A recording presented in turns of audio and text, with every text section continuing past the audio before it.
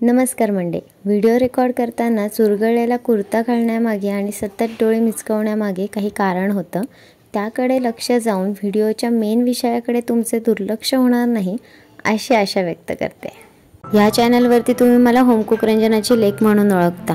इथे येण्याचं कारण एवढंच की इनमीन 3.5 नाही तर हजारो लोकांपर्यंत ही व्हिडिओ पोचावी. हळूहळू हरवत चाललेली शाडूची माती, स्वच्छ झुळझुळ वाहणारे नदीचे पाणी खडक वितरणातून शाडू निर्मितीस पोषक असते.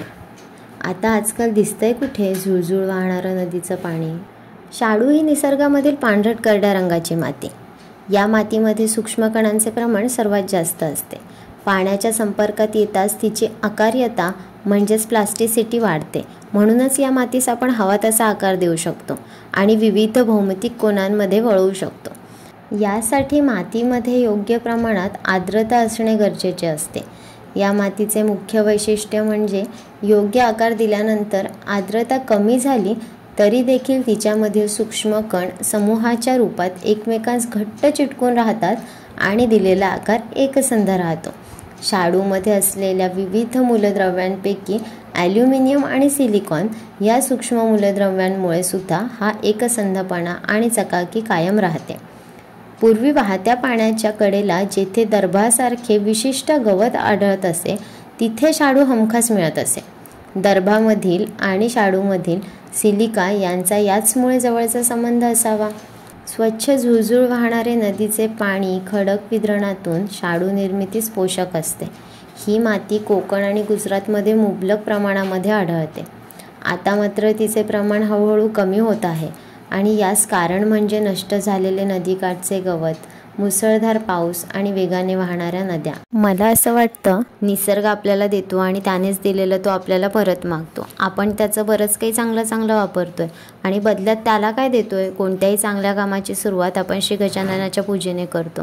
मग इको फ्रेंडली जीवनशैली अंगीकारण्याची सुरुवातही त्याच उत्सवापासून सुरू करावी असा एक सुज्ञ विचार. बाकी काही नाही हो. माती म्हटलं की आठवते सुपीक नदीकाठची, मूर्ती म्हटलं की आठवते गणपतीची. मग त्याच नदीने दिलेल्या मातीचा आणि त्याच देवतेने दिलेल्या बुद्धीचा वापर करून आपण नदी आणि बाप्पा दोघांचा मान राखू शकतो. बघा करून, एवढं सगळं तर जमतं आपल्याला. हे न जमायला काय झालंय? Welcome to my channel wow with Ashwini. आज मी तुम्हाला दाखवणार आहे शाडूची माती पाण्याने कशी भिजवायची.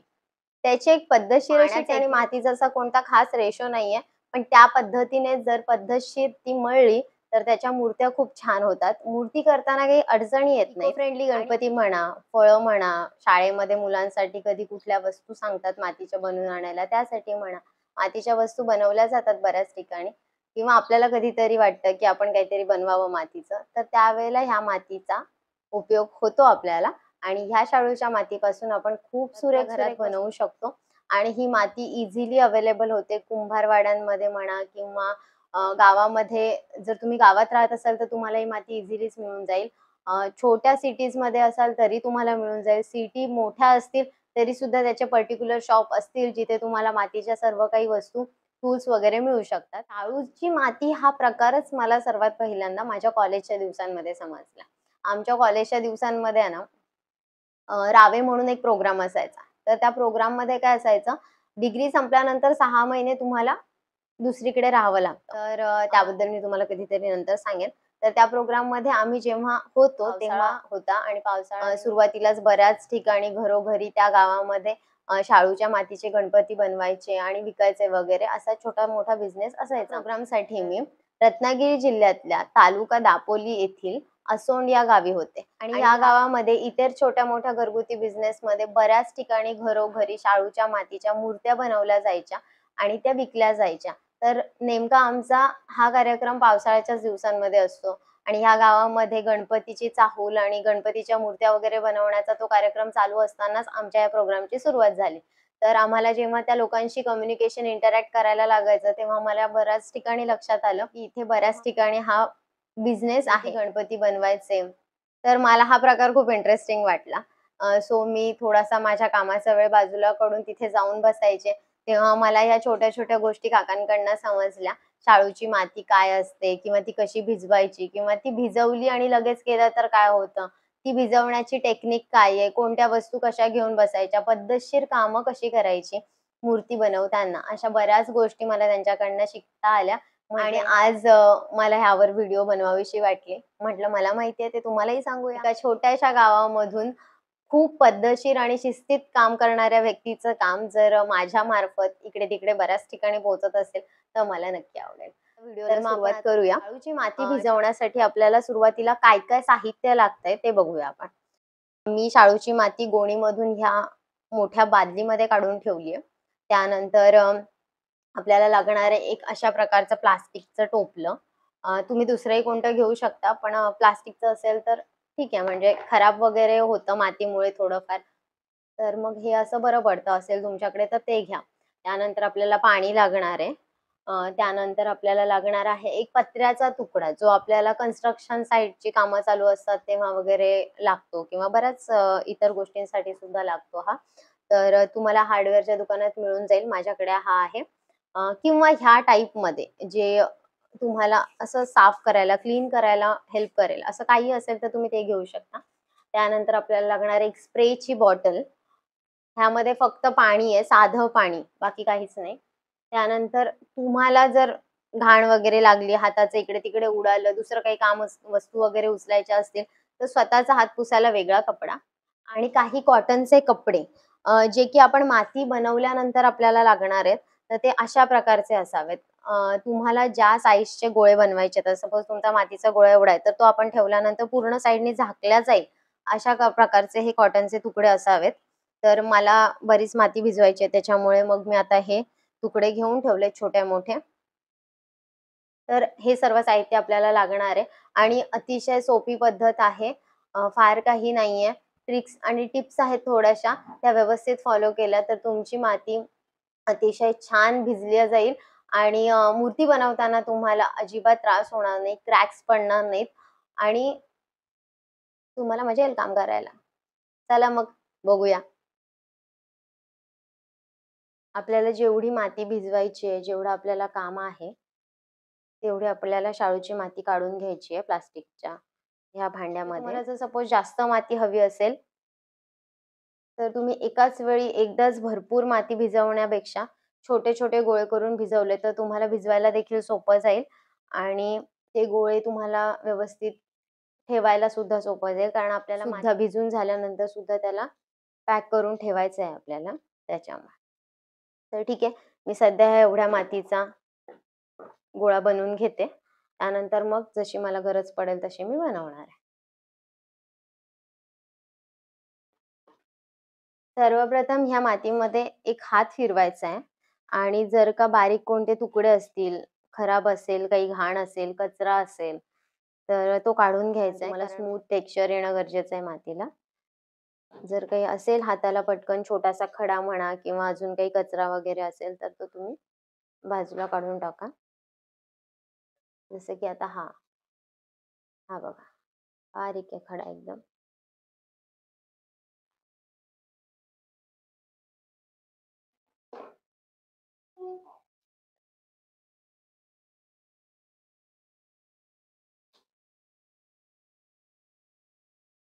ठीक आहे, ह्या मातीमधलं मी सर्व त्याच्यामध्ये हात फिरून असे छोटे-छोटे जर काही घाण असेल, खडा असेल, कचरा असेल, तर तो काढून टाकावा लागतो.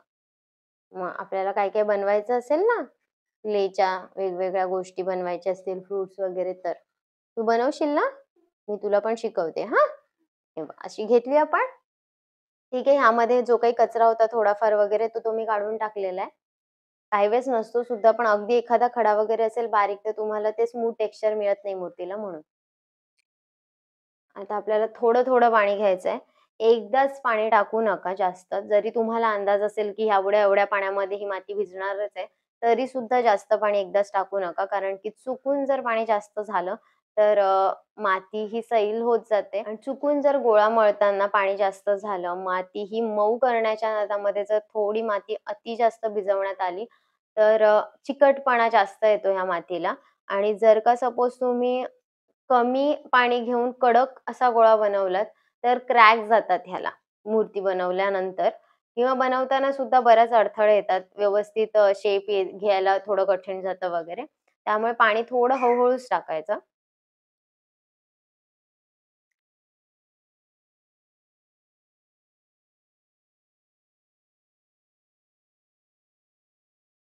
सेम अगदी पिठाचं आपण गोळा कसा मळतो चपातीचा तसंच करायचं आहे आपल्याला.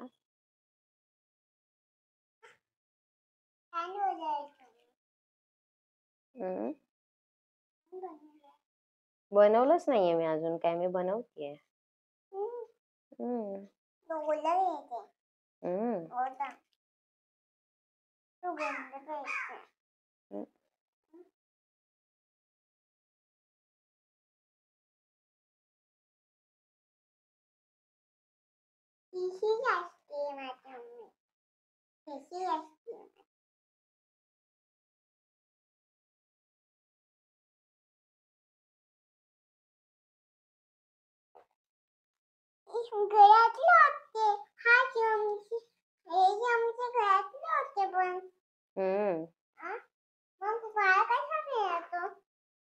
मी घेतला बाळा तो बाहेर,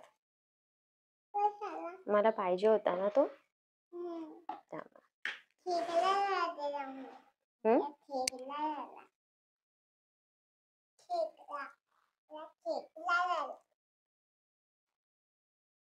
तुला बसायला चेअर घे ना.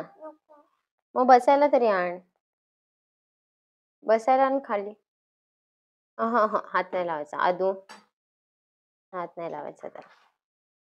गुड गर्ल आहे ना माझा बाबू.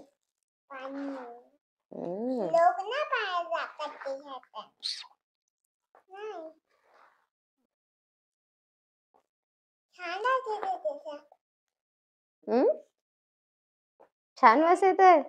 तुला वास पण आला. तो वास कसला आहे माहितीये का?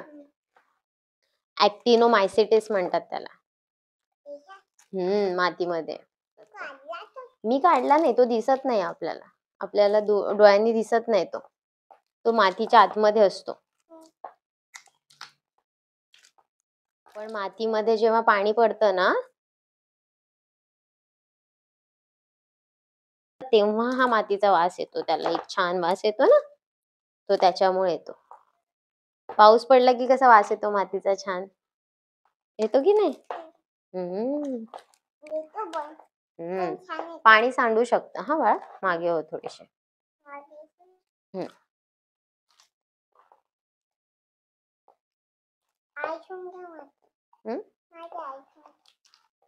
अजून कशाला,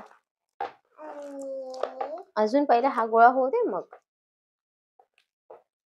गोळा झाला, खरावाचा गोळा, गोळा झाला.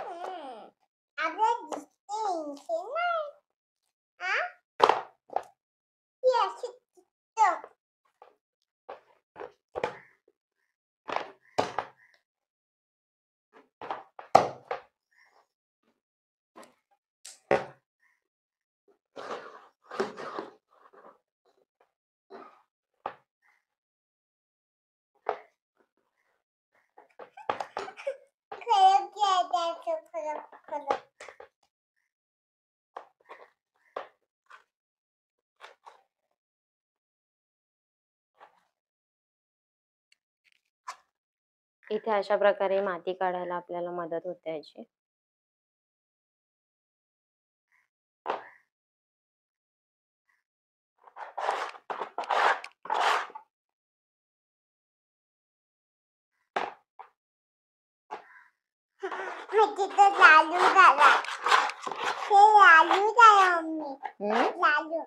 लाडू झाला, पण तो खायचा लाडू नाहीये.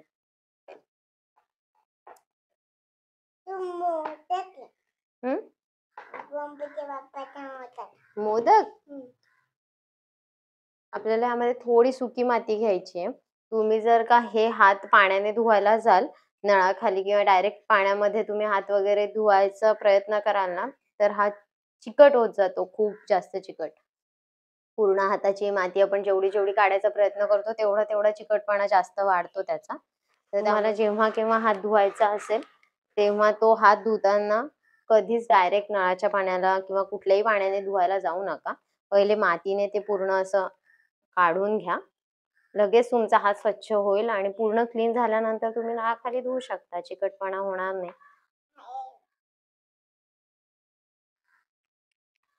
थांब बाबू, साईड लाव, पाणी सांडेल. साईड लाव, तू मागे हो, थोडी मागे हो.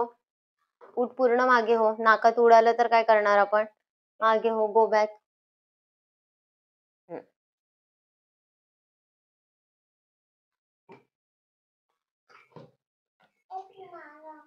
आता बाजूचं वगैरे सर्व काढून झाल्यानंतर हा जो बनवलेला गोळा आहे ना, तर तो आपला जेव्हा केव्हा हा गोळा तयार होतो तेव्हा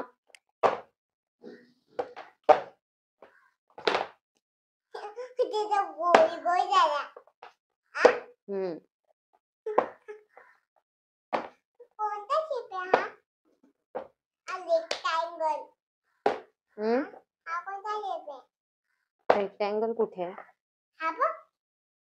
तसा रेक्टँगल झालाय, पण तो आता सिलेंडर दिसतोय बघ.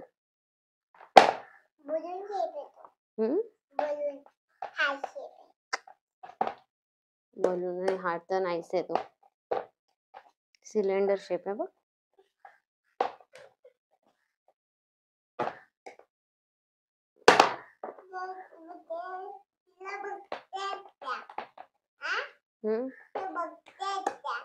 कोण? मला बघतायत. मग तू पण त्यांना हाय बोल ना. माझं झालं की कशाला आताच बोल.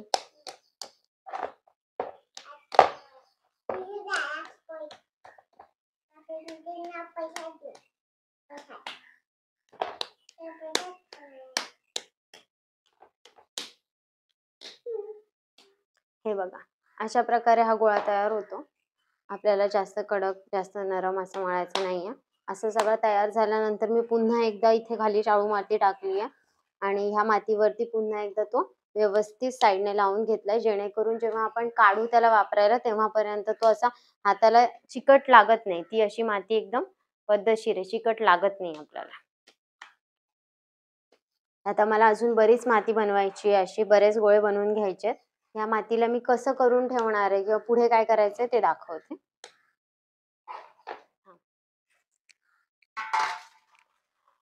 ऍक्च्युली आता तुम्ही जे ही माती ज्यामध्ये भिजवली त्यामध्येच पुढे हे सर्व क्लीन करून, शाळूची माती थोडी टाकून हे सर्व असं क्लीन करून त्याचे झालेलं ते राहिलेलं सगळं मिक्सचर ह्याच्यामध्ये ऍड करून एकच गोळा बनवून जी मी सांगते ती प्रोसिजर ह्यामध्येच केली तरी चालते, पण मला ह्या टपाचा मला अजून वापर करायचा आहे. मला अशी अजून बरीच माती बनवून घ्यायची आहे, त्याच्यामुळे मी दुसरं भांडं घेते.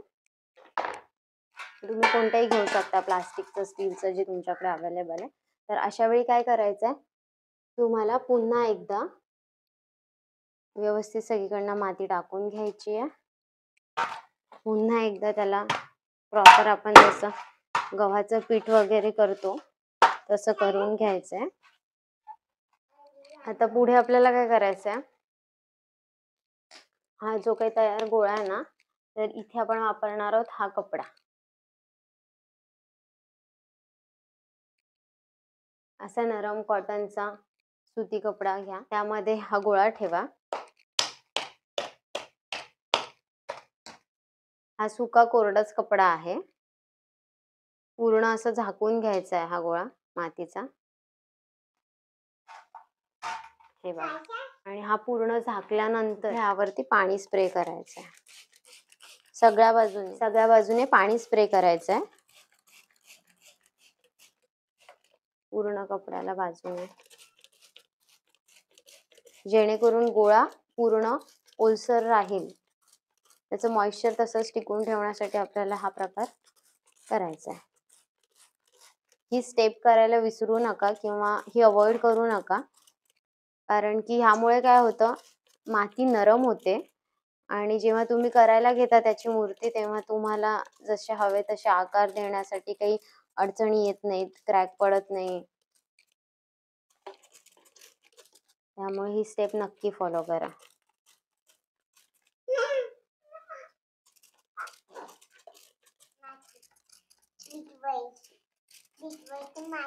विचवर माती नाही, वाळू असते. आपण देशातला खडा काय? खडा नाही, शेल्स काढतो. वाळू मध्ये पण असतात.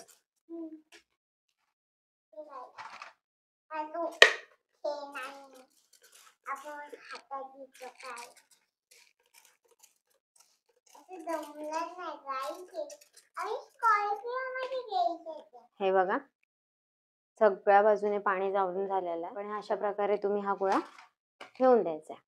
तर आपण जशी माती घेतली, पाणी घेतलं, मळलं, हळूहळू करून गोळा केला. खाली राहिलेली माती काढताना पुन्हा सुकी माती घेतली, हाताची काढली, गोळा बनवला आणि ह्या सगळ्या प्रोसेस नंतर हा गोळा आपण कपड्यामध्ये घेतला आणि सुती कपड्यावरती ठेवून झाल्यावर पॅक केल्यावर त्यावरती पाणी शिंपडलेलं आहे स्प्रेच्या साह्याने सगळीकडे जसं इक्वल लागेल तसा. आणि आता हा जसाच्या तसा गोळा आपल्याला 1 ते 2 दिवस, कमीत कमी 1 ते 2 दिवस आपल्याला असाच्या असा ठेवायचा आहे आणि त्यानंतर आपण ह्या गोळ्याचा वापर करायचा आहे. त्यानंतर हा मातीचा गोळा जेव्हा आपण वापरायला काढू तेव्हा तो अतिशय मऊसूत झालेला असतो आणि आपल्या हाताला तो काम करताना चिटकत नाही. 1 ते 2 दिवस जेव्हा तुम्ही माती मळून ठेवता तेव्हा खाली एक वेगळं भांडं घेऊन एक प्लास्टिकची बॅग किंवा पॉलिथिन जे मोठं तुमच्याकडे असेल असं घ्यायचं आणि त्यामध्ये हे जे आपण मळलेल्या मातीचे गोळे आहेत ते कॉटनमध्ये स्प्रे केलेले पाण्याने ते ठेवून द्यायचे. असं 1 ते 2 दिवस तरी ठेवायचं. कमीत कमी 1 आणि जास्तीत जास्त 2 दिवस तरी ठेवलात तर मातीचा गोळा छान मऊसूत होऊन येतो. मला आता अशा प्रकारचे बरेच मातीचे गोळे बनवून घ्यायचे आहेत, तर मी ते बनवून घेते. तुम्हाला व्हिडिओ कशी वाटली ते सांगायला विसरू नका. आणि सगळ्यात महत्त्वाची गोष्ट की माझ्या चॅनलवर नवीन असाल तर माझ्या चॅनलला सबस्क्राईब करा छान छान व्हिडिओज बघण्यासाठी. माझ्या चॅनलला भेट द्या.